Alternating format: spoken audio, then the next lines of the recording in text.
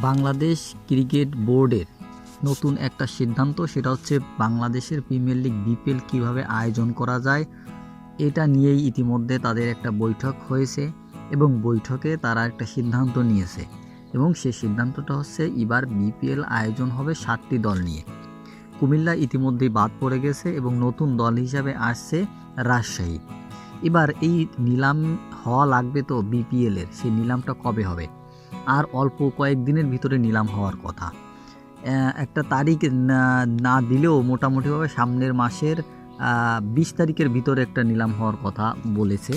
এই নিলামটা হবে এবং প্লেয়ার সরাসরি কোন দল কতজন প্লেয়ার সরাসরি কিনে নিতে পারবে সেটাও একটা চিন্তাভাবনা চলতেছে এবং এক একটা প্লেয়ারের যে ক্যাটাগরি, সে ক্যাটাগরি অনুপাতে দেশীয় প্লেয়ার কত টাকা পাবে, বিদেশি প্লেয়ার কত টাকা পাবে সেটাও নির্ধারণ করে দিয়েছে।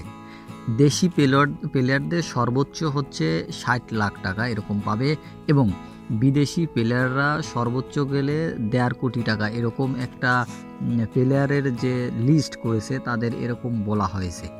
এখন এই যে একটা টাকার লিস্ট, এটা কিভাবে কি সম্ভব? দেশীয় ক্রিকেট এবং বিদেশি ক্রিকেটের ভিতরে অনেক পার্থক্য, এবং সেটা কিভাবে পূরণ করবে বাংলাদেশ? বিপিএল কতটা সফল হবে এবার সেটার মতামত আশা করছি কমেন্ট বক্সে।